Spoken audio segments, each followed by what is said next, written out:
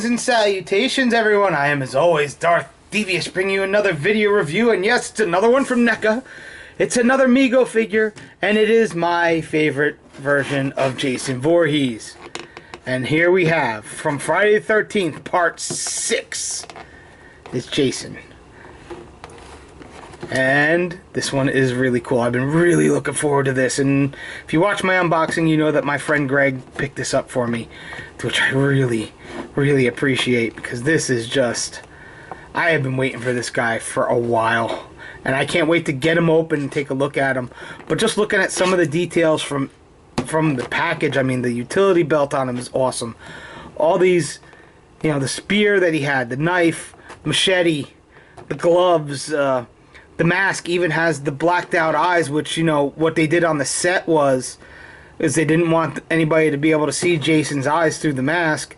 They put a black mesh over the eye sockets on the inside of the mask, so they kind of replicated that here where you can't see his eyes. It really gave him that dead killer zombie look that he really pretty much had in this film.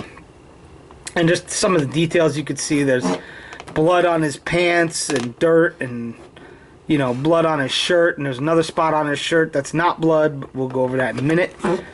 On the back here, you can see it features removable mask, and you can see that lovely mug that we'll get a closer look at in a few minutes. And then you have, you know, Jason holding a spear, and it says, "As a child, Tommy Jarvis did what many others died trying to do. He killed Jason Voorhees, the mass murderer who terrorized the residents of Crystal Lake. Years later, tormented by the fear that maybe Jason isn't really dead, Tommy and a friend make a fateful trip to Jason's grave." And they really did. They did something stupid, dug him up. He was going to burn his body, but instead of burning him, he got mad and started stabbing him with one of these, you know, spears from the fence, and then lightning strike, and it brought Jason back to life. So there you go. And his friend paid the price by being the first victim that Jason claimed once crawling out of his grave. Yes. So, there you go. Again, more nice artwork. I love that. And I actually take some of these artworks, and I'll be putting them up on my wall at some point in time. It's kind of hard down here because the walls are cinder block, so I got to figure out how I'm going to do it. I'm probably just going to get some of that sticky tack stuff that you can use instead of pins, and stick my stuff up on the wall, get a geek wall going again somewhere in here. Haven't figured out where yet. Still working on it. Still work in progress in this room. Anyway, so yeah, I'm gonna get him out of the package so we can take a really good look at him, because I've been waiting for this for a while. And in case you didn't know, I'll throw this in there now. If you're not a fan of the Mego style, NECA is releasing later this fall a 7-inch plastic version, like their other Jasons, of this version of Jason, this part 6 Jason Lives version. It comes with a tombstone. It's going to be put under the Ultimate Jason, and it is going to be the part 6 with a lot of these same accessories, just shrunk down for, you know, the 7-inch version. And, you know, it'll be that instead of the cloth. I like them both. I'm going to get them both. So yeah, I'll have them both in my collection, because that's the way I roll. One thing I still need, if anybody sees it really cheap or they want to donate it to the show, because I will review it.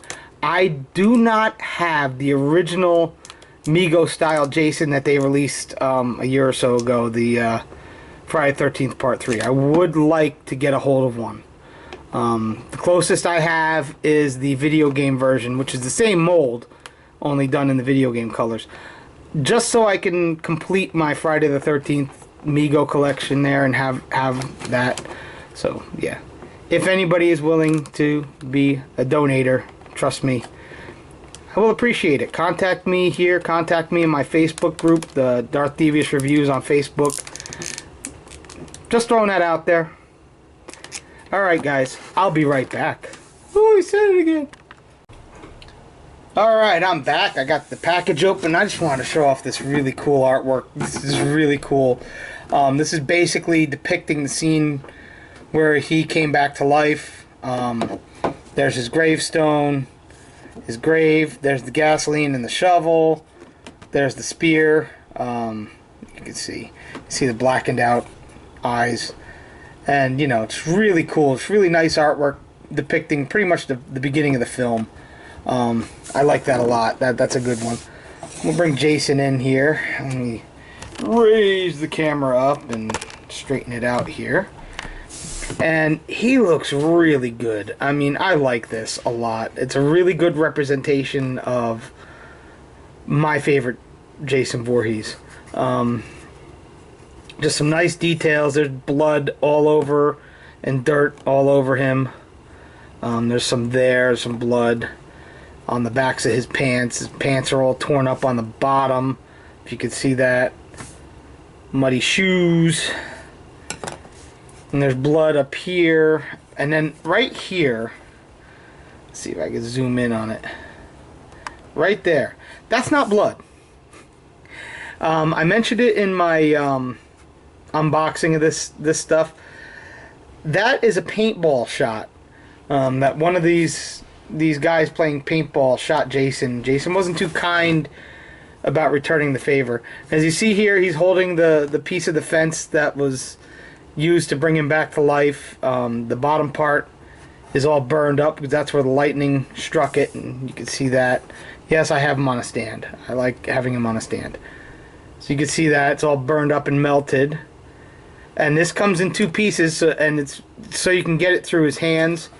You take it apart, you stick the one half through the one side, the other half through the other side, and there's nice detail on there.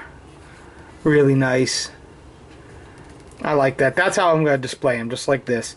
And, you know, articulation wise, his head is on a ball joint, though this one's kind of stiff. It doesn't want to turn to the right too much. That's okay. I like him like this, so I'm not going to move his head much. Shoulders, he has all the same articulation as the current Mego figures, Mego style figures that NECA's doing. Ball and socket, or a pin and socket hinge here. Swivel there. 90-degree elbow. He's got the wrists that rotate. He's got the rotation in the waist. Same thing with the legs. I'm just not going to show it right now because I had a problem getting him on the stand. Actually, the machete holster popped off. And you see I got the machete in there. I got the knife in there. And you can see in the utility belt he's got some other stuff that he used to kill people. There's like a spike in there he used to kill a cop and knock him into a boat. So yeah, and you can see here the back of his head, really rotted and disgusting. We're going to take his mask off in a second and really show it to you. I just want you to take in this guy. He's really cool. So we'll take this off and, oh my God. This is a face only his mother could love, literally. But he also shows, and they did this on purpose when they did this one. They wanted to show all the wounds he had gone through in all the films. And you can see here his one eye is still good, even though it's the opposite working eye from any of the other films, which I'll prove in a second. You see here, you know, he's got like, his nose is gone, his upper lip is gone, it's all rotted away, his lower lip's starting to rot away, he's got like maggot tracks and worm tracks all over him. He's got bone protruding here. That's the axe wound from part 3. There's the machete wound from part 4. So you can see he's got some of these wounds. Just really, really well done sculpt though. I mean, you can see there's some more of his skull hanging out there. You see veins that are coming through the rotted skin.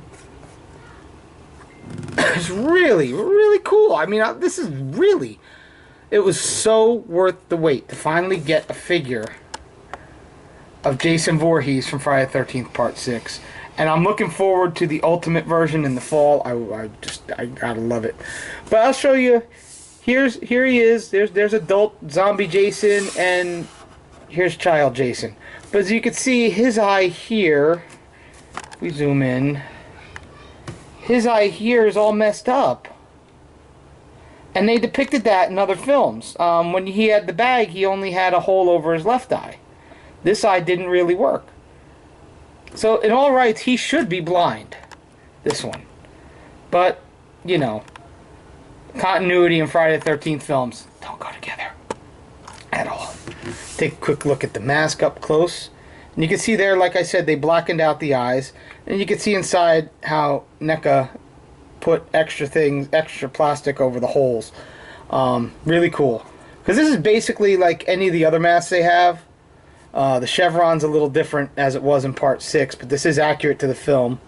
Didn't have the ones coming down off the side of the mask. So yeah, and that just slides easily over his head. And there he is, ready to kill.